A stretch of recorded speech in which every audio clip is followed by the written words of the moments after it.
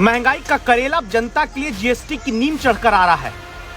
Double मुसीबत महंगाई की समझिए।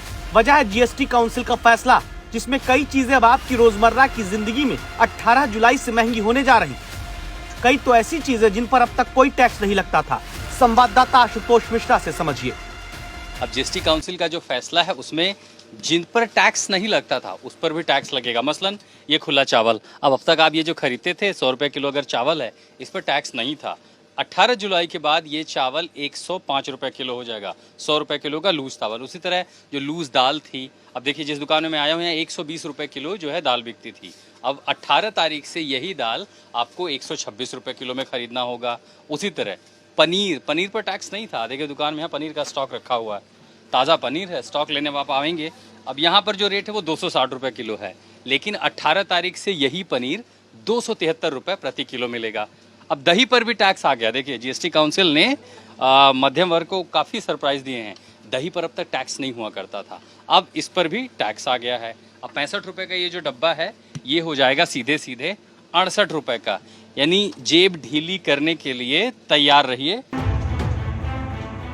जो आम आदमी पहले से ही राशन, सब्जी, दूध की महंगाई में राहत का इंतजार कर रहा था, उसके लिए अब जीएसटी की नई दरें क्या नई मुसीबत बन रही?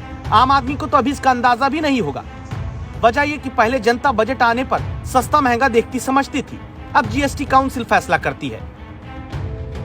जब टोटल अमाउंट में बिल में जब ज़्यादा अमाउंट दिखने लगता है तो समझ में आता है कि चीज़ों का प्राइस बढ़ चुका है। अच्छा, 18 तारीख से फिर जैसे खुला आप चावल खरीदती हैं उस पर टैक्स लग रहा है, दही पे टैक्स लग रहा है, पनीर पे टैक्स लग रहा है।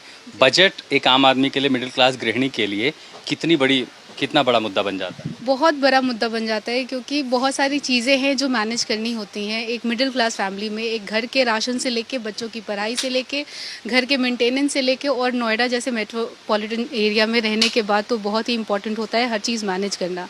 और इस टाइम पे अगर महंगाई बढ़ती है तो फिर बहुत दिमाग भी स्टार्ट हो जाता है राइज होना। सिर्फ खाना पीना नहीं, चंद पैसे बचाकर कहीं छुट्टी मनाने जाने पर बजट के मुताबिक बजट होटल में जाकर ठहरना भी आम आदमी के लिए महंगा होने जा रहा। वजह सुनिए।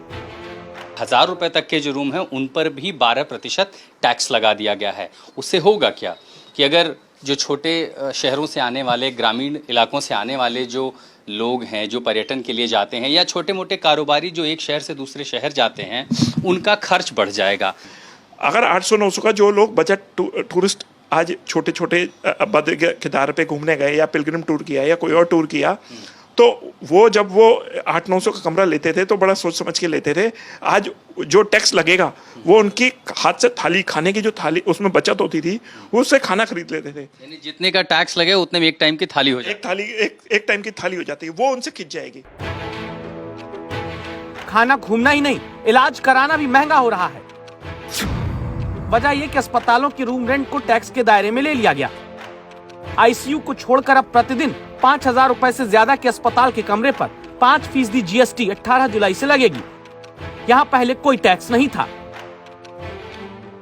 इन सब का असर सीधे देश की उस आबादी पर पड़ने वाला है जो पहले से महंगाई को लेकर चिंतित थी, जिसे सरकार और आरबीआई की तमाम कोशिश के बावजूद जूझना पड़ रहा है।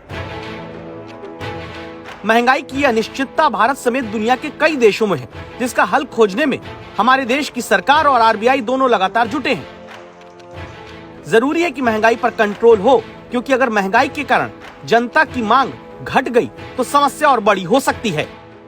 ऐश्वर्या पालीवाल के साथ आशुतोष मिश्रा, दिल्ली आज तक।